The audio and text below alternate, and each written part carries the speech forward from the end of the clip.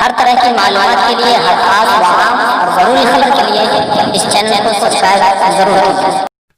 السلام علیکم ورحمۃ اللہ وبرکاتہ۔ ایک سبق آموز واقعہ۔ پھر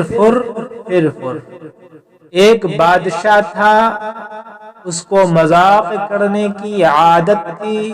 اس نے اپنے پورے ملک میں یہ اعلان کرا دیا کہ جو کوئی مجھے پوری کہانی سنائے گا اسے 10,000 روپے انعام دیں گے۔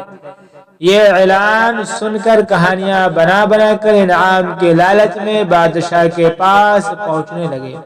کہانی سنانے والا جب آتا تو بادشاہ مع درباریوں کے کہانی سنتا، اور بادشاہ کی عادت تھی کہ وہ کہانی سنتا جاتا اور پھر کرتا رہتا۔ اس کے پھر کہنے کا مطلب یہ ہوتا تھا کہ ابھی کہانی ختم نہیں ہوئی، اس لیے میں انعام کیوں دوں۔ کہانی کہنے والا تنگ آ کر واپس چلے جاتے۔ بادشاہ کی پھر کی بات پورے ملک میں مشہور ہو گئی کہ بادشاہ سلامت انعام تو دیتے نہیں، صرف پھر کرتے رہتے ہیں اور کہانی سنانے والوں کو بیوقوف بناتے ہیں۔ ایک دیہاتی نے جب بادشاہ کی یہ پھر کی بات سنی تو اس نے ایک کہانی بنائی اور ان کے پاس گیا۔ بادشاہ نے اس کو بھرے دربار میں بلایا اور کہانی سنانے کی اجازت دی۔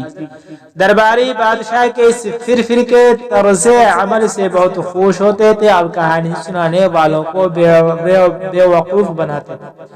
جب اس دیہاتی کو کہانی سنانے کی اجازت مل گئی تو اس نے کہانی سنانی شروع کر دی اور کہنے لگا، بادشاہ سلامت ایک بہت بڑا جنگل تھا۔ بادشاہ نے کہا پھر؟ دیہاتی نے کہا وہاں بہت بڑی نہر تھی۔ بادشاہ نے کہا پھر؟ دیہاتی نے کہا بہت گھنے درخت تھے۔ بادشاہ نے کہا پھر؟ دیہاتی نے کہا اس جنگل میں پرندے بہت رہتے تھے۔ بادشاہ نے کہا پھر؟ دیہاتی نے کہا ان پرندوں نے اس جنگل میں گھونسلے بنائے اور اس میں انڈے دیے۔ بادشاہ نے کہا پھر؟ دیہاتی نے کہا ان انڈوں میں بچے پیدا ہو گئے اور اڑنے کے قابل ہو گئے۔ بادشاہ نے کہا پھر؟ دیہاتی نے کہا فر کر کے اڑ گئے۔ اب جب بادشاہ کہتا پھر تو دیہاتی کہتا فر۔ گھنٹوں دیہاتی اور بادشاہ میں پھر چلتا رہا۔ آخرکار بادشاہ تنگ آ گیا اور دیہاتی سے کہنے لگا تیرا فر کب ختم ہوگا؟